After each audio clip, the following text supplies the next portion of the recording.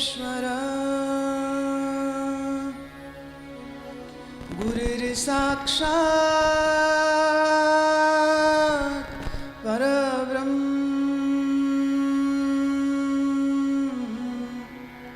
तस्मै श्री गुरवे नमः। अखण्डमण्डलाकारम् व्याप्तं येन चराचरम् तत्पदं दर्शितं येन वन्दे श्री गुरुवे नमः।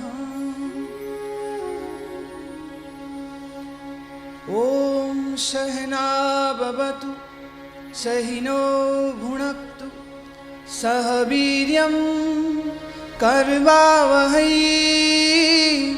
तेजस्विनावधीतमस्तु मा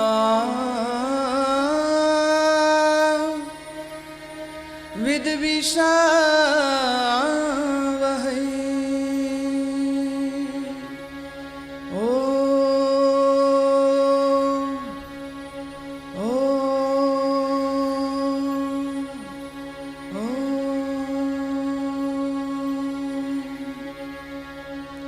मेरे संग में हरिओम शब्द का उच्चारण करें। हरि हरि ओ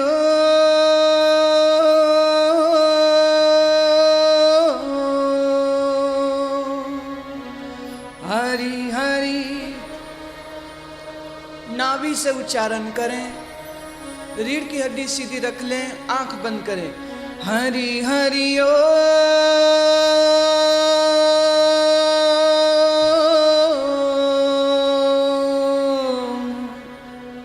हरि हरि।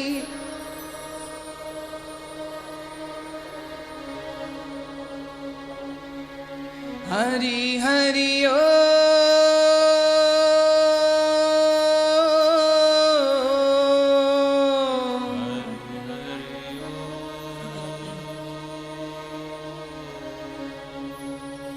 हरि हरि ओ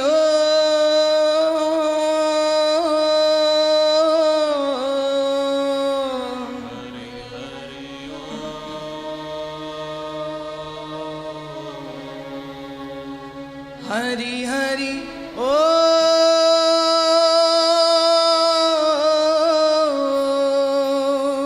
हरि हरि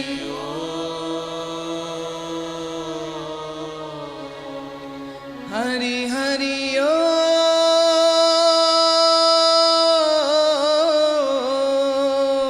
हरि हरि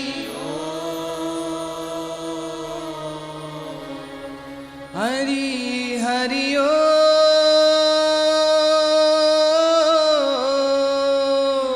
हरि हरि हरि हरि ओ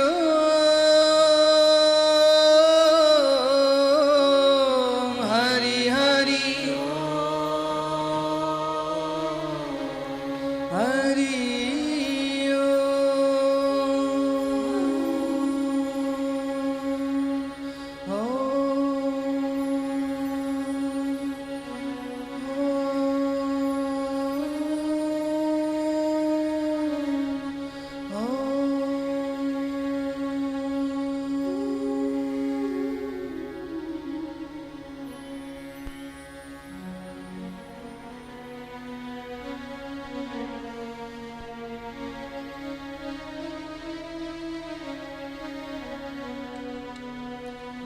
भज गोविन्दम भज गोविन्दम गोविन्दम भज मूढ़मते।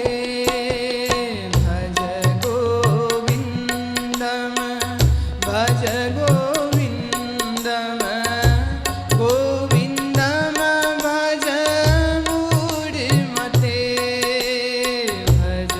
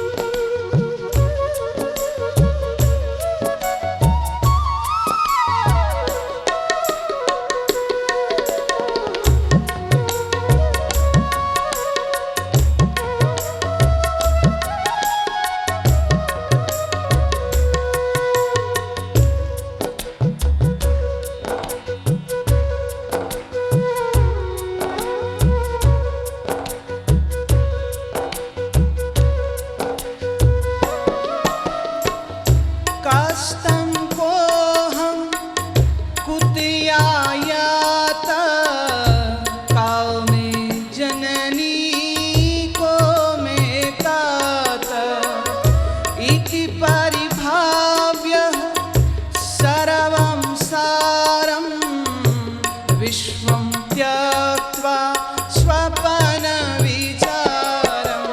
भज गोविन्दं भज गोविन्दं गोविन्दं भज मूढमते भज गोविन्दं भज गोविन्दं गोविन्दं भज मूढमते।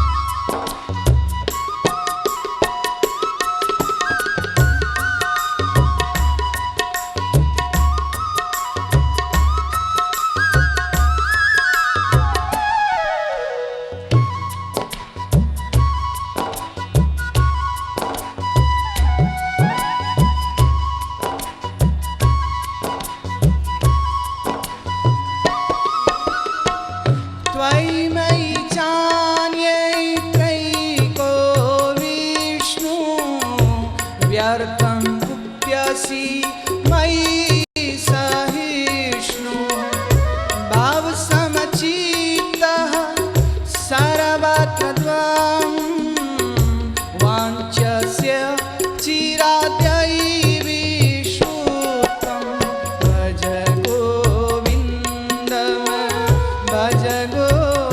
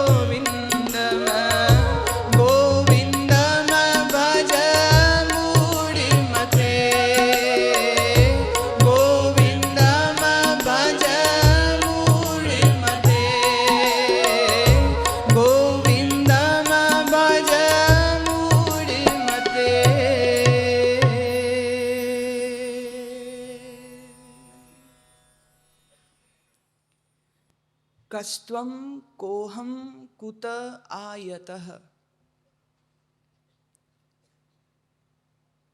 कौन हो तुम, कहां से आए हो? कुत आयतः, कहां से आए हो प्यारे? तुमसे कोई पूछे कहां से आए हो तो तुम कहोगे हम अपने घर से आए हैं। घर से आए हैं और घर को जाएंगे, या घर से आए हैं और दफ्तर को जाएंगे।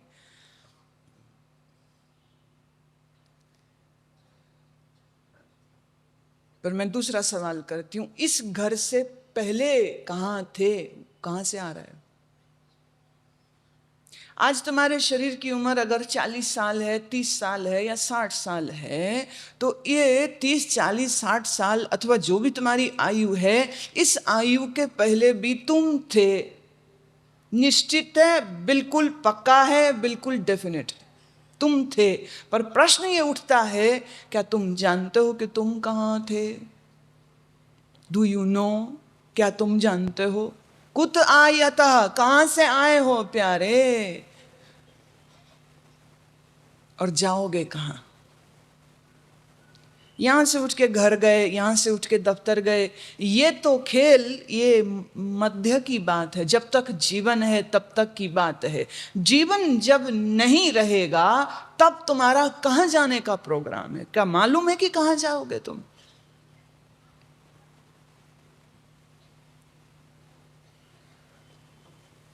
अभी आते हुए रास्ते में एक आदमी को मैंने देखा, खड़ा है, पास में लोग खड़े हैं, भीड़ जमा है। अब भीड़ उससे पूछती है तेरा नाम क्या है? कहता पता नहीं। कहां रहता है? पता नहीं। कहां से आया है? पता नहीं। जाएगा कहां? पता नहीं। तो लोग कहने लगे पागल है। कौन है? पागल है। ये शरीर और ये जन्म से पहले तुम कहां थे बताओ? नहीं जानते।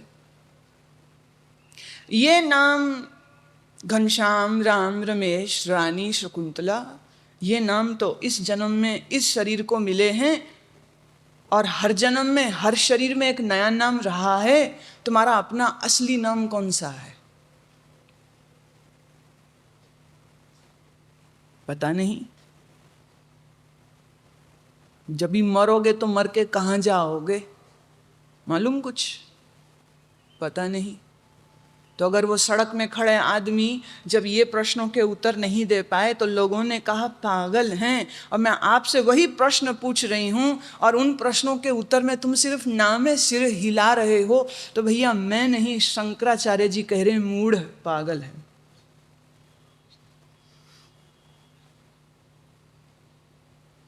मैं कह सकती हूं, मुझे कहने में भी कोई परेशानी नहीं है, लेकिन आज के समय में धीरज, जिज्ञासा, खोज जब तक श्रोता में ना हो तब तक सच्ची बात कहने से गुरेज करना चाहिए।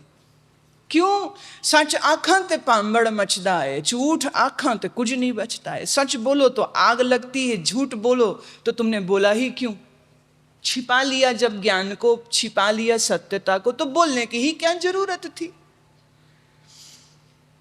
और मंच पर बैठ करके, व्यास आसन में बैठ करके झूठ तो नहीं ना बोला जा सकता।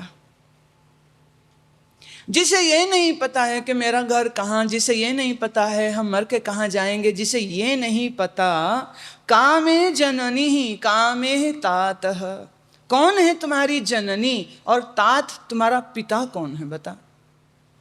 अब आप भी बड़े धर्म भीरू लोग हो, बड़े धर्म अनुरागी लोग हो, बड़े बड़े महात्माओं को तुमने साफ कर दिया है उनकी कथाएं सुन सुन के, घाट घाट के पानी पिए हैं तुमने। तो तुम कहोगे लो महाराज हम जरा अवसर दीजिए, हम सब बातों का जवाब देते हैं।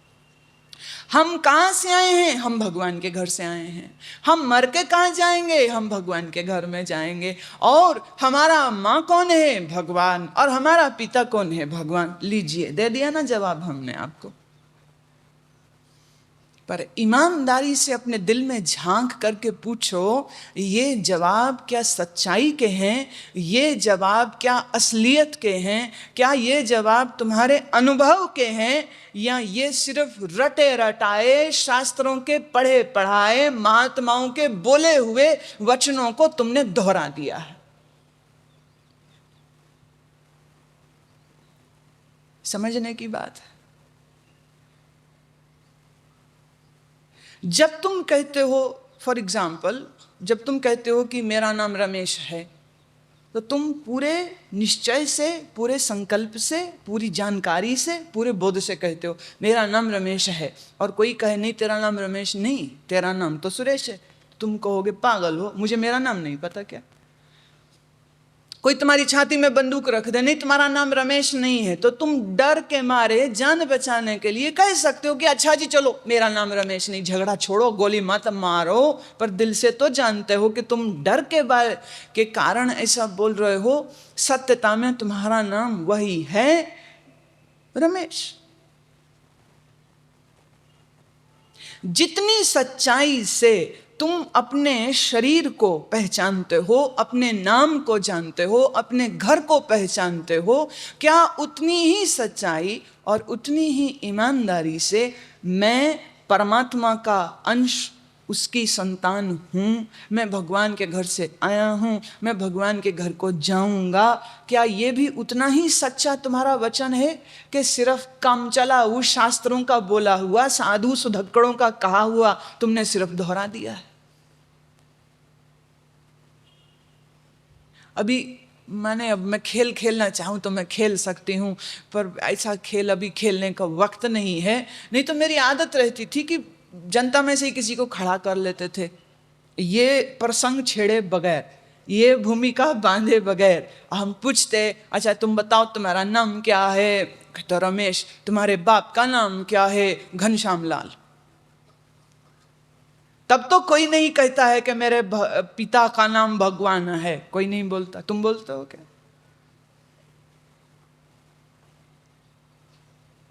जितनी सच्चाई से हम अपने बायोलॉजिकल फादर, इस शरीर को जनन करने वाले पिता को पहचानते हैं, माता को पहचानते हैं, क्या उतनी ही असलियत से, उतनी ही नजदीकी से हम परमात्मा को जानते हैं, पहचानते हैं? बताओ।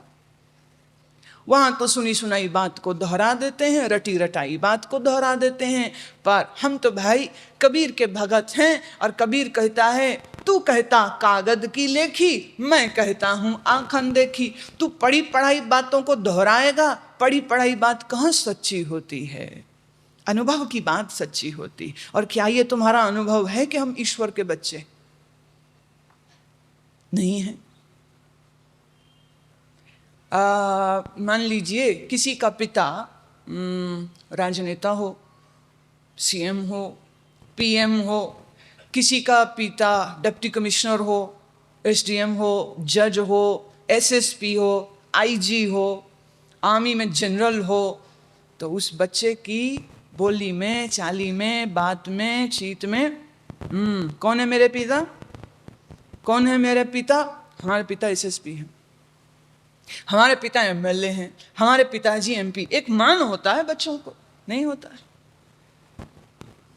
और कभी कभी जब गड़बड़ हो जाती है, कुछ गलती कर जाते हैं, ऐसी ही दंभ में, अभिमान में आकर के कि हमारा बाप जी है ना बहुत पहुंच वाला, तो जो चाहे सो कर ले। और तो और रेड लाइट भी तोड़ के निकलेगा, इसमें भी बड़ी वीरता समझता है।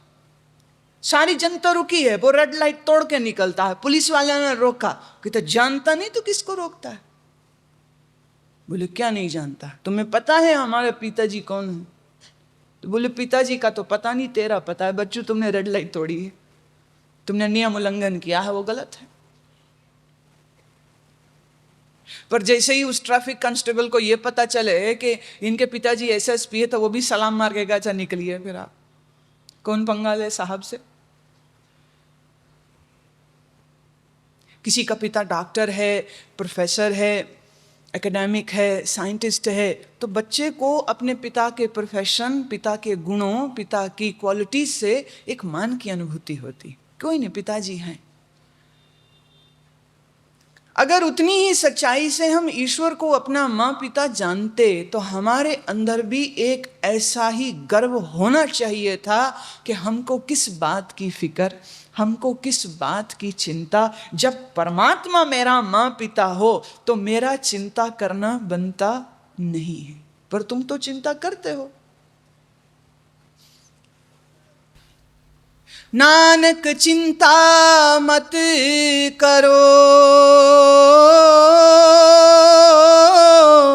चिंता तिस ही है। जल में जंत उपायन, तिना विरोजी दे। नानक कहते मैं चिंता क्यों करूं? चिंता उसी को दी, चिंता मैंने उसी को दी जिसने जल में उत्पन्न किए हुए जीव जंतुओं के भोजन की व्यवस्था कर रखी है। वो मेरी भी चिंता कर लेगा। जो सारी सृष्टि की देखभाल कर रहा है वो मुझ एक अदना से छोटे से मनुष्य की क्या देखभाल नहीं करेगा? मैं क्यों चिंता करूं? और यही गुरु नानक सरीखी ही बात कबीर साहब करते हैं। लंबी चादर तान के रहो कबीरा सोए, अनहोनी होवे नहीं, होनी होए सो होए। हम नहीं चिंता करते, ये चिंता करना का डिपार्टमेंट मेरा नहीं है। जिसका है वो चिंता करे, हमारा थोड़े है। तो हम ये बोलते तो हैं त्वमेव माता च पिता त्वमेव, लेकिन दिल में ऐसा मानते नहीं हैं, दिल में ऐसा जानते नहीं हैं। हम तो ऐसे उस्ताद हैं कि भगवान को भी ठगने के चक्कर में। त्वमेव माता च पिता त्वमेव आरती के बाद गाएंगे जरूर, बोलेंगे जरूर, पर मानते मानते कुछ नहीं है। जिसने यह बात जानी, मैं बात उठाना चाहती हूं प्रहलाद की। प्रहलाद के पिता हिरण्यकश्यप ने कहा कि विष्णु मेरा दुश्मन है और तू विष्णु का अगर नाम लेगा तो मैं तुझे मार दूंगा। प्रहलाद कहते पिताजी जन्म जिसने दिया है मारेगा भी वही, आप कोशिश करना चाहो तो कर लो, आप नहीं मार सकते हैं मुझको। मेरा जन्मदाता कोई और है, और जो मेरा जन्मदाता है, जितने श्वास जितने जीवन के पल उसने मुझको दिए हैं वो कोई मुझसे छीन नहीं सकता है। बच्चा है सिर्फ 6 साल का, 6 साल का बच्चा, और 6 साल के बच्चे के हृदय में इतना विश्वास है, इतनी गहरी अनुभूति है कि परमात्मा ही मेरे पिता हैं, वही हमारे रक्षक हैं, वही हमारे जन्मदाता हैं, कि सामने खड़ा अपना बाप जो लाल लाल आंखें करके हिंसक वृत्ति में आ गया है उसको भयभीत नहीं कर पाया। प्रहलाद बिल्कुल नहीं डर रहे। कहते हैं हिरण्यकश्यप ने अपने सेवकों को हुक्म दिया कि एक लोहे के खंबे को तपाओ, गर्म करो, लाल जब हो जाए तो इसको प्रहलाद को उस खंबे के साथ चिपटा दो। जो बारबैरिक होते हैं ना, जो जुल्मी किस्म के लोग होते हैं, वो अपने आतंक को कैसे दिखाते हैं और कहाँ से सूझ जाता है उनको कि ये हम करेंगे तो दूसरे को पीड़ा होगी, ये हम करें तो पीड़ा असहनीय हो जाए, ताकि बंदा मरे भी नहीं, जीवित भी रह जाए और हमारी बात भी माने। जान से मार दिया तो क्या, बात मनवानी है। जिद हिरण्यकश्यप को यही थी। कहते हैं लोहे के खंबे को अग्नि के द्वारा तपाया गया, लाल जब हो गया तो प्रहलाद को सैनिकों ने पकड़ा और ले चले। अब बालक है, मन है, डर गया। क्या है, तुम इतने बड़े मूछ वाले होकर डर जाते हो, तो बच्चा है छोटा सा, डर गया। मन में एक भय ने लहर उठाई, और कहते हैं उसके मन के भय की लहर को देखते हैं तो भगवान एक ऐसी लीला रच देते हैं। कथा कहती है प्रहलाद की नजर गई कि खंबे पर एक छोटी सी चींटी बड़े मजे से खंबे पर चल रही। अब चींटी लाल हुए खंबे पर चलते देखा जब प्रहलाद ने, हरि हरि हे हरि हे हरि, तो तू चींटी को चलवा देगा? मेरे से कितनी छोटी है, मेरे से कितनी कमजोर है, और वो इतने मजे से खंबे पर आहत हुए बगैर, पीड़ित हुए बगैर, मरे बगैर मजे से सैर कर रही है खंबे के ऊपर। तो मेरा हरि कह रहा है कि प्रहलाद बच्चे चिंता नहीं कर, तेरा रक्षक मैं हूं, ये लाल खंबा तेरा कुछ नहीं बिगाड़ सकता है। कहा जलते हुए इस खंबे को जा आलिंगन कर ले, तेरा रखने वाला राम है, कौन बिगाड़ेगा, कौन मारेगा तुझको, डर मत बच्चे जा। कहते चींटी के रूप में कौन आया? अरे चींटी के रूप में मेरा नारायण ही तो आया है। प्रहलाद को भरोसा है, प्रहलाद को भरोसा है, प्रहलाद को अनुभव है। क्यों प्रहलाद को क्यों है अनुभव? अरे मां के गर्भ में था, मां के गर्भ में था, देवऋषि नारद के आश्रम में आश्रय दिया था नारद जी ने, ताकि इंद्र इसको मार न दे। नारद जी के आश्रम में रहते रहते दिन रात दिन रात दिन रात नारायण नारायण नारायण, हरि हरि हरि हरि हरि हरि हरि स्मिरन सुनते सुनते सुनते गर्भस्थ प्रहलाद के चित्त में ऐसा संस्कार गया, ऐसा संस्कार। आजकल की माता जी जब गर्भवती होती है तो ब्रूसली की पिक्चर देख रही होती, और पैदा होता ही है जब ये वीर, तो पैदा होते ही हाथ चलाना शुरू कर देता है। चलाएगा सबसे पहले अम्मा जी के ऊपर ही चलावेगा।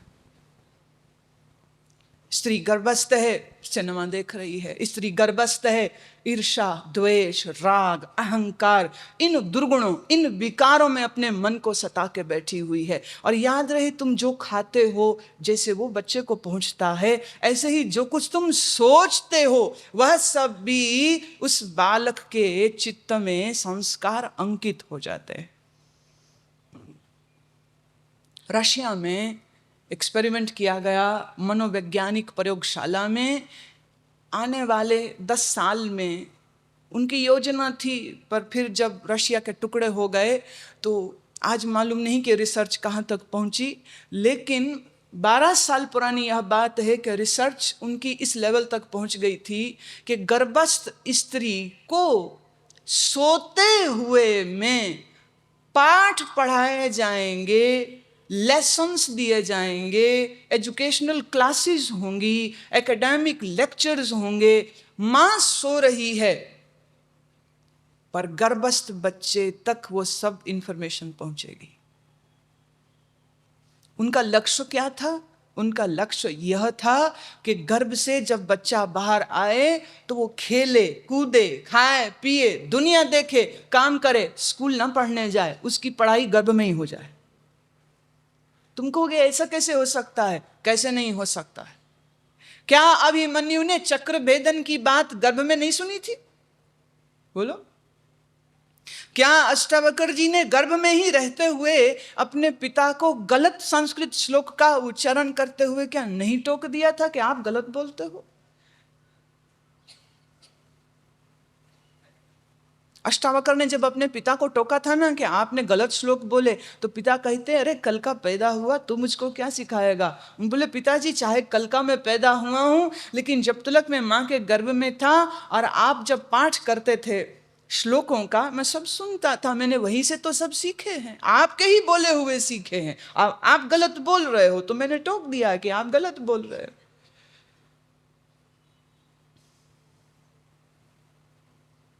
मां के गर्भ में ही प्रहलाद को हरि नाम भक्ति की गुढ़ती मिल गई थी।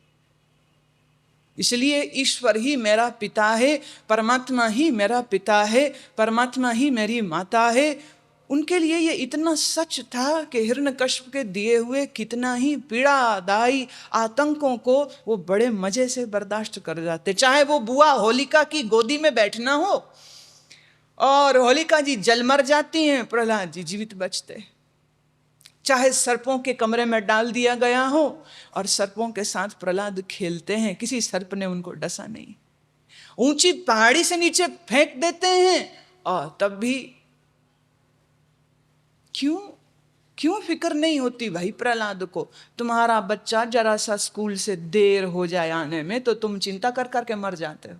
जरा सा दुकान में हानि हो जाए, थोड़ा नुकसान हो जाए, तुम चिंता कर करके मर जाते हो।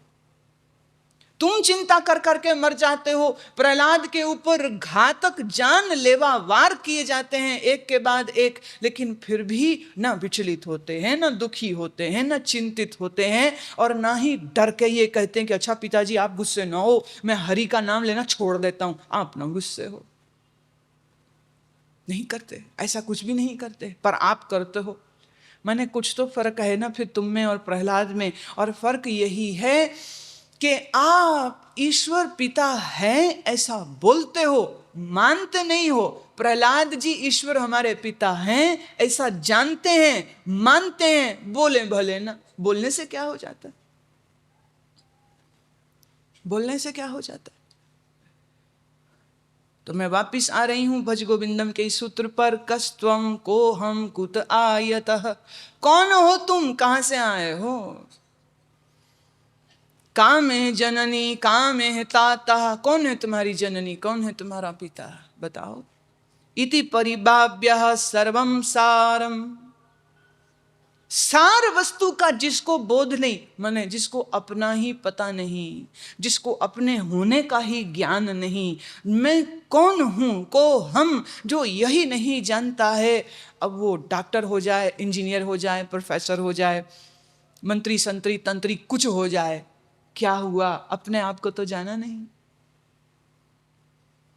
और जिसने अपने आप को ही नहीं जाना, जिसके पास अपनी ही पहचान नहीं है, उस आदमी का जीना भी कोई जीना हुआ? जीना तो उसको कहते हैं कि जिसमें मुझको पूरी होश है, पूरी समझ है, पूरा पता है, पूरा पता है। क्या? विश्वम त्यक्त्वा स्वप्न विचारम। मुझे मेरे अपने आप का पता है कि मैं कौन हूं, और परमात्मा से मेरा रिश्ता क्या है, ब्रह्म कौन है, परमात्मा कौन है, ये भी मुझको ज्ञान हो, और सारे विश्व को मैंने त्याग दिया। स्वप्न विचारम, इस जगत को स्वप्न की न्यायी देखा, जाना। अब सपने के पीछे कौन रोता है, बताइए मुझे। आया सपना, देखा सपना, खत्म हुआ सपना, छुट्टी। रात में सोए थे, मुझे बताइए कितने सपने देखे तुमने? रात में जो तुमने सपने देखे और सपने की दुनिया देखी, उसकी चिंता तुम उठ करके, जाग करके, जागृत काल में कभी नहीं करते हो। एक औरत सो रही थी, सपना आया कि उसका पति मर गया, तो सपने में वो रो रही, चीख रही, हे भगवान ये क्या किया, हे भगवान ये क्या किया। आंख खुल गई, नींद खुल गई, अभी भी रोए जा रही, हे भगवान ये क्या किया, रे मुझको विधवा बना दिया। और पति पास में बैठा है, इसको क्या हो गया? ए मुन्ने की अम्मा, आंख खोल, इधर देख, हम यही तो हैं। आंख खोल, इधर देख, हम यही तो हैं। तो 5 मिनट लगे होश में आते हुए। वो कहती, हे भगवान मैं बच गई, मैं सुहागन रह गई, मतलब मैं बच गई। तुम्हारे जीने मरने से ज्यादा तलक मुझको मेरे सुहागन हो रहे जाने से है। मैं विधवा नहीं हुई, मैं विधवा नहीं हुई। एक बात मैं कहना चाहती हूं, प्रसंग में नहीं है, पर चूंकि कंटेम्पररी विषय भी है और कनेक्टेड है, इसलिए on the context I am saying this. Bharat में सुहागन स्त्री को इतना मान और विधवा स्त्री को इतना अपमान, क्यों? क्यों? ये बात मैं आजकल विशेष करके सब बैठी स्त्रियों को कहने जा रही हूं। मेरी मां, इस बात को आज समझो, हमारा सच्चा भाग्य ईश्वर से जुड़ा हुआ है। परमात्मा ही हमारे पिता हैं, माता हैं। मीरा की दृष्टि से देखो तो सांचा पति भी वही है। गोपियों की दृष्टि से देखो तो प्रियतम और प्रेमी भी सिर्फ परमात्मा ही है। और जब तक परमात्मा सिर पर बैठा हुआ है, तब तक हम अभागन कैसे हो सकते हैं? मीरा का पति मरता है, उस समय सती प्रथा चलती थी, घर वालों ने कहा तैयार हो मीरा जल मरने के लिए राणा के साथ। मीरा कहती नहीं, मैं नहीं जलूंगी, मैं सती क्यों हूं? बोले क्यों? क्या तेरा पति मरा नहीं? बोले जीवन साथी मरा है, पति तो मेरा जीवित है। सब लड़ने लगे, ऐसा कैसे हो सकता है, पति जीवित? कौन पति है तेरा? यही तो पति है। बोले ये मेरे जीवन का साथी है, दुख सुख का मेरा साथी था, बुढ़ापे का मेरा साथी होता अगर ये जीवित रहता। मेरा जीवन साथी गया है, पर मेरा पति तो सांचो पति मारो सांवरो, सांवरा मेरा पति। और जब तक मेरा सांवरा जिंदा है तब तक मैं अपने आप को विधवा नहीं मानती हूं, मैं तो अपने आप को सधवा ही जानती हूं। जो तूने शादी करी थी, नियम है, नियम को पूरा करो। कहती अच्छा तुम नियम की ही बात करते हो तो सुन लो। जब राणा जी के साथ फेरे ले रहे थे तो मेरे चुनरी के आंचल में मेरे श्याम सुंदर की मूर्ति थी, तो मैंने तो फेरा उसी के साथ लिया है, मैंने राणा के साथ फेरा लिया ही कोई नहीं। मेरा श्याम सुंदर मेरे आंचल में मेरे साथ था, मैं उसकी मूर्त को अपने सीने से लगा करके भांवरे ले रही थी। पंडित मंत्र पढ़ता था और मैं भी कहती थी ले पंडित तेरा भी क्या भाग्य है कि इस मीरा का ब्याह तुझे कृष्ण के साथ करने को मिल रहा है। मेरा पति कोई और नहीं, मेरा पति तो कृष्ण है। राणा जी को तो मैंने पहली ही रात्रि सुहाग रात में ही कह दिया था, आप मेरे जीवन साथी हो, मेरे स्वामी हो, आपकी सेवा करूंगी मैं हर ढंग से, लेकिन एक बात याद रहे, आप मेरे पति नहीं हो, मेरे पति नहीं हो। आज से 600 साल पहले मीरा में यह बात कहने की जुर्रत थी, और तुम आज की सदी की औरत हो करके किसी को विधवा देख लो तो कहते हो जी मंगलकारी जगह में मत लाओ, ब्याह शादी में यज्ञ हवन में इस विधवा का छाया मत पड़ने दो, विधवा को आना नहीं चाहिए, शुभ मंगल कार्य हो विधवा को नहीं आना चाहिए, सधवा को आना चाहिए। मैं कहती हूँ ठीक है, जो तुम मीरा की बात को नहीं समझे हो आज तक, जो तुम सहजोबाई की बात को नहीं समझ पाए हो, तो याद रखना तुमने ना गीता को समझा है ना तुमने भागवत को फिर समझा, तुम नहीं समझे अभी भी कुछ भी। प्रश्न 1, पति मर जाए तो स्त्री अभागन हो गई। सवाल मेरा यह है, अगर किसी की पत्नी मर जाए तो क्या पति भी अशुभ होगा कि नहीं होगा? इस मरदूद को तो चौथे दिन तुम शादी करा देते हो।